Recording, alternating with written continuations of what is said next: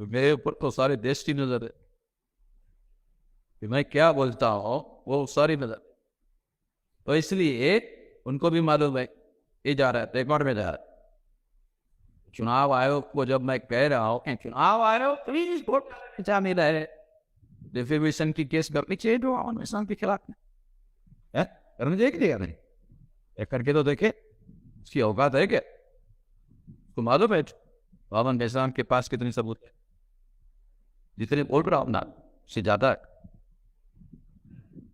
तो तुम आदो क्यों चोर को मालूम होता है कि कितनी चोरी किया है, तो पकड़ने वालों को भी मालूम होता है कि अरे इससे बचा रहा हूं, तो मेरे पास है।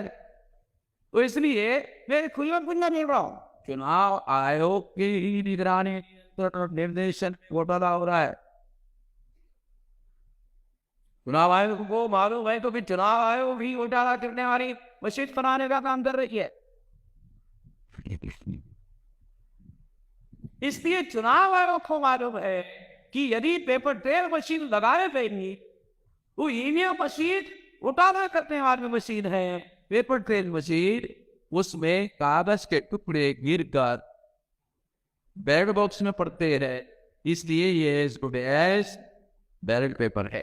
पेपर ट्रेल मशीन क्या है? As good as ballot paper.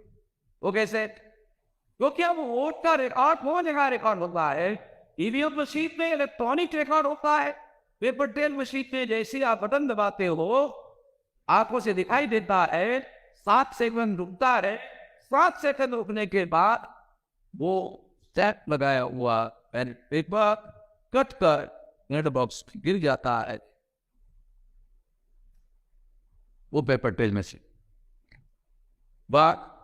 कागज का वो इकट्ठा होता। जब चुनाव का रिजल्ट आता है तो सुप्रीम कोर्ट ने ऑर्डर दिया कि यदि कैंडिडेट को ईवीएम मशीन का रिजल्ट मंजूर नहीं है तो वो कलेक्टर को लिख कर दे सकता है कि मुझे रिकाउंटिंग चाहिए। आपको याद होगा बैलेट पेपर पे रिकाउंटिंग होता था और कभी कभी हारा हुआ कैंडिडेट जीत जाता था, जीता हुआ कैंडिडेट हार जाता था। उसी तरह से चुनाव आयोग को मालूम था कि हमने ईवीएम में घोटाला किया हुआ है, पेपर ट्रेल मशीन में स्टैंप लगाएंगे है कैसे? अरे बता, यहां पर आपने पंजे पर स्टैंप मारा, यहां पर आपने कमल के फूल पर मारा, कमल के फूल वाला बैलेट पेपर पंजे में मिक्स नहीं हो सकता, पंजे वाला स्टैंप पेपर कमल के फूल में मिक्स नहीं हो सकता, ट्रांसफर नहीं हो सकता, क्योंकि दोनों अलग अलग है, दोनों के फिजिकल एविडेंस अलग है और दोनों अलग आंखों से दिखाई देते हैं और ये बैलेट बॉक्स में टुकड़े गिरकर जमा होते हैं। और अगर रिकाउंट करने का ऑर्डर जैसे बैलेट पेपर में होता है वैसे रिकाउंटिंग का ऑर्डर सुप्रीम कोर्ट ने दिया। अगर पेपर ट्रेल मशीन के कागजी मतों की गिनती हुई तो क्या होगा? ईवीएम ने जो घोटाला किया वो पेपर ट्रेल में पकड़ा। ईवीएम मशीन ने जिसको जिताया तो पेपर ट्रेल हरवाने और पेपर ट्रेल वाला जीत जाएगा। जीतते ही फिजिकल एविडेंस के साथ जीतेगा और जीतते ही चुनाव कमीशन पर देशद्रोह आन कदम चले। कंटेम्प्ट ऑफ कोर्ट का अगर केस चलता है वो 6 महीने की सजा हो, देशद्रोह का मुकदमा चलता है तो फांसी की सजा होती है। इसलिए चुनाव आयोग को मालूम है ईवीएम मशीन में घोटाला होता है, पेपर ट्रेल में घोटाला पकड़ा जाता है, फिजिकल एविडेंस के साथ पकड़ा जाता है, इसलिए पेपर ट्रेल लगाना यानी बसी पर चढ़ जाता। तो चुनाव आयोग ने 2014 में 0.33 लगाया, मगर लगाया इस तरीके से कि देश के लोगों को पता ही नहीं चल रहा। नागालैंड नॉर्थ ईस्ट ये ना आसाम त्रिपुरा के आगे, तो देश के लोगों को पता ही नहीं चला। 8 अक्टूबर 2013 को सुप्रीम कोर्ट ने ये जजमेंट दिया, किसी अखबार ने खबर नहीं छापा, किसी इलेक्ट्रॉनिक मीडिया ने खबर नहीं छापा। अखबार के फ्रंट पेज पर खबर छप जाएगी, इतनी बड़ी खबर थी, लैंडमार्क जजमेंट था, एडिटोरियल दिखा जाना चाहिए था, एक्सपर्ट ओपिनियन देना चाहिए था। देश के सारे समस्त नागरिकों को, मतदाताओं को जागृत करने की जिम्मेदारी थी अखबार वालों की, मीडिया वालों की। क्योंकि अखबार और मीडिया में जो चैनल और अखबार चलाए जाते हैं वो कोई साबुन का धंधा करने का लाइसेंस नहीं है।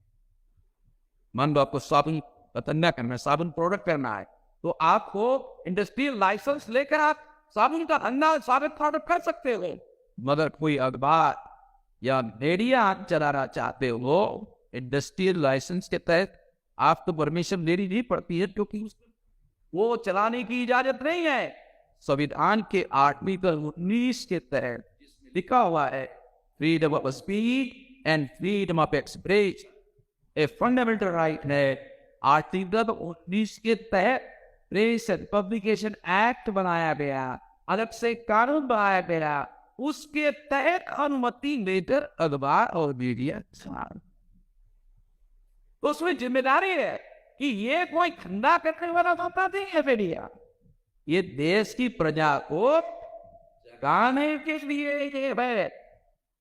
इसलिए लोकतंत्र का चौथा स्तंभ माना जाता है, विधायिका, कार्यपालिका, न्यायपालिका, मीडिया, ये 4 स्तंभ है लोकतंत्र के, ये चौथा स्तंभ।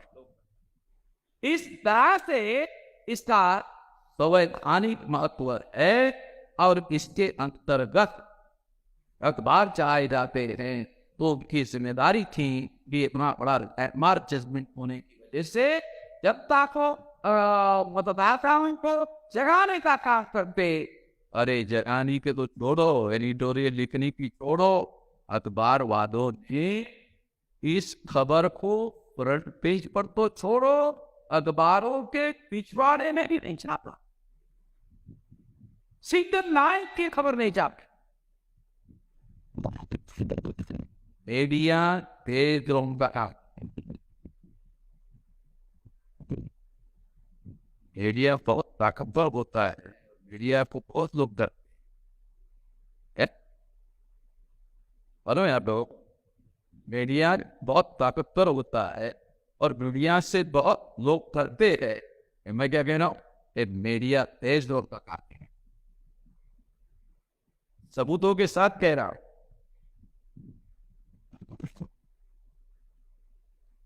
क्यों कर रहा है, कभी सोचा आपने क्यों कर रहा है? क्योंकि जितना भी प्रिंट मीडिया है और इलेक्ट्रॉनिक मीडिया है, लगभग उसका आधिक बनिया है, और इस देश में जो काला धन है वो बनिया के ही पर। दूसरी बात, पत्रकार 99.99% पत्रकार, तो देश में जो मीडिया है बनिया ब्राह्मण प्रचार माध्यम, इसका नाम हमने रखा बनिया ब्राह्मण प्रचार।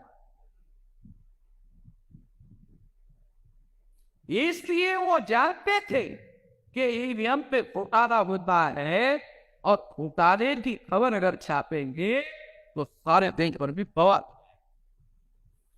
इसलिए उन्होंने कोई खबर नहीं छापी। ये उसकी असली वजह, खबर नहीं छापने की वजह से लोगों को पता ही नहीं चला। लोगों को यह भी पता नहीं चला कि इसको रोकने के लिए सुप्रीम कोर्ट ने पेपर ट्रेल लगाने का आदेश दिया। जब खबर ही नहीं छापी तो लोगों को पता ही नहीं है कि घोटाला होता है, घोटाला होता है, सुप्रीम कोर्ट कह रहा है। खबर नहीं छापी इसलिए लोगों को पता ही नहीं है। जब लोगों को पता ही नहीं है ईवीएम में घोटाला बनता है तो पेपर ट्रेल मशीन घोटाला पकड़ने के लिए लगाने का आदेश दिया नहीं दिया, इसका कोई मीनिंग थोड़ी, पता ही नहीं है। लगाया ये भी पता नहीं, नहीं लगाया ये भी पता नहीं, क्या की लगा है ये भी पता नहीं। अरे इसका कोई मीनिंग नहीं, तो खबर ही नहीं लोगों को पता ही नहीं। ये सारी बातें चुनाव आयोग भी जानता है, और चुनाव आयोग ने ये जानते हुए एक तलाक करवाया।